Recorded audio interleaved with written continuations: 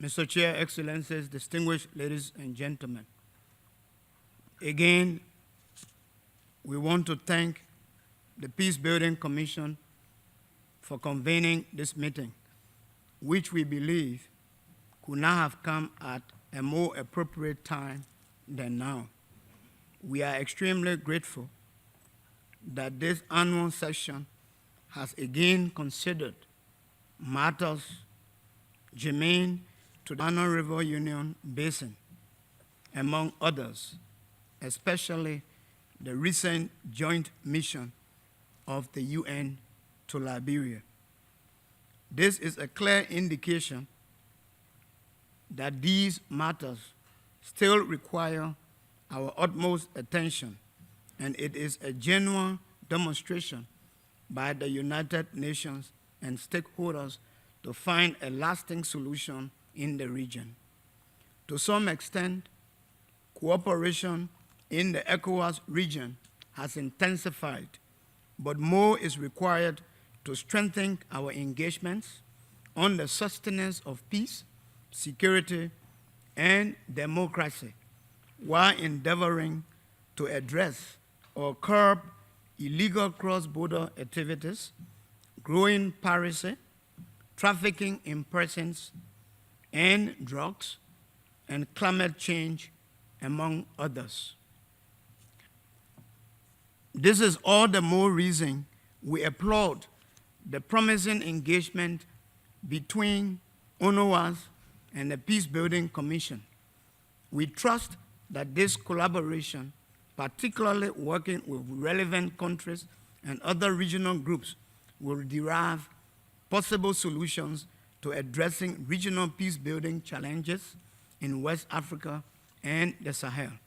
Mr. Chair, I would like to recall with immense gratitude the recent joint visit to 3 MRU countries, Sierra Leone, Liberia, and Cote d'Ivoire, involving the members and chair of the Peacebuilding Commission, the SRSG and head of UNOWAS, the Assistant Secretary General of the UN Peacebuilding Support Office, and the chair of the Liberia configuration of the Peacebuilding Commission. This visit to Liberia, which was of expressed solidarity and a renewed assurance by the international community and our partners that Liberia remains a priority, is very much appreciated by His Excellency President Weah and the government and people of the Republic of Liberia.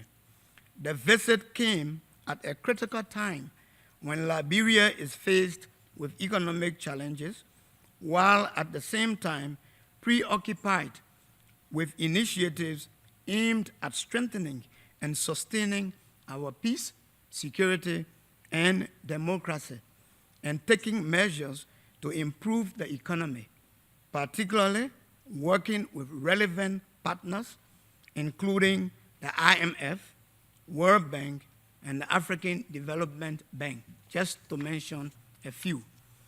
We are grateful to all our partners, including the Peacebuilding Commission, that continues to create the platform for Liberia to be heard and for our country's priority to be shared. An iconic intervention by the Peacebuilding Commission in Liberia's peacebuilding priorities was its instrumentality in the establishment and subsequent submission of Liberia's peacebuilding plan. There can never be a mention of the Peacebuilding Commission without a reference to the Peacebuilding Support Office and the Liberia configuration of the Peacebuilding Commission, chaired by His Excellency Ambassador Olof Skog of Sweden. Ambassador Skog and the government and people of Sweden remain unforgettable assets, more so when reference is made to the peace Liberia now enjoys. Furthermore, the Peacebuilding Support Office remains a strong pillar, very supportive of Liberia's peacebuilding initiatives. Apart from being the only contributor to the Multi-Partner Trust Fund, the fund established to address the root causes of Liberia's civil upheaval.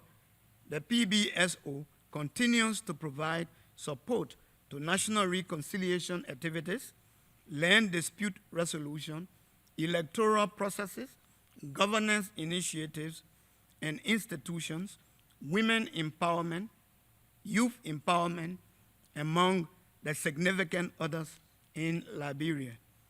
We appreciate that further assistance is expected for land and decentralization, including Phase 2 cross-border project with our neighbor Cote d'Ivoire.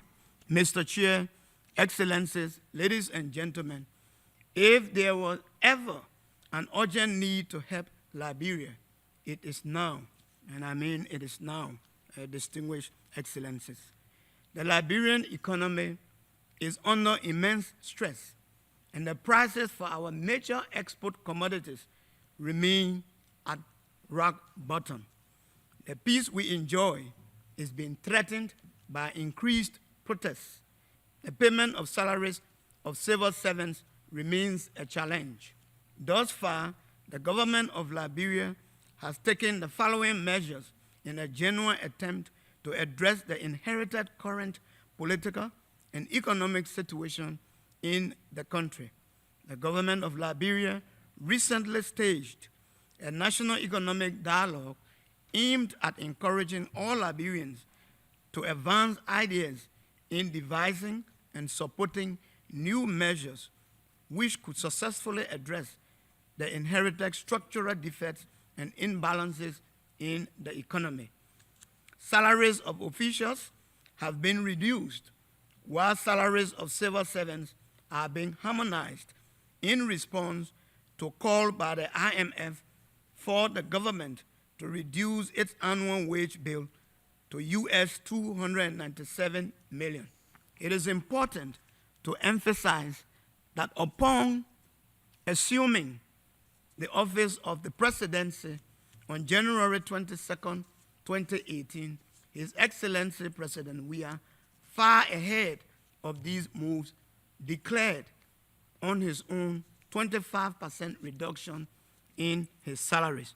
These initiatives in relation to salary reduction and salary harmonization are all measures emulating the exemplary leadership of His Excellency President Weah. In the coming months, the administration of His Excellency President Weah intends to place particular emphasis on the agriculture, education, and health sectors.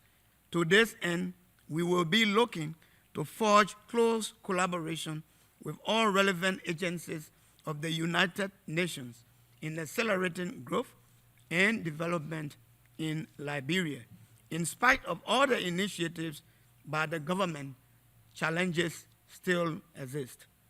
Hence, we want to use this medium to once again call on the international community and friends of Liberia to kindly consider the consolidation of the much-needed assistance to Liberia at this critical time. We want to call on the International Monetary Fund, the World Bank, and the African Development Bank, among others, to do all in their purview, particularly considering how critical such assistance is to the continuous sustenance of peace, security, and democracy in Liberia. We want to, at this point, reaffirm the unflinching commitment of His Excellency President Weah and the government of Liberia to the enrollment of Liberia in the program of the IMF. Excellencies, in closing, we look forward to contributions from partners to the Multi-Partner Trust Fund, as well as to the government of Liberia Pro-Po agenda for prosperity and development. Now is the time, especially if we are to maintain that Liberia is a success story for UN peacekeeping operations. We want to end by calling on this body to see the need to work towards ensuring that the Secretariat of the Mano River Union is given support as we move towards ensuring that there is peace in the region. The role of the Mano River Union Secretariat cannot be underestimated. I thank you.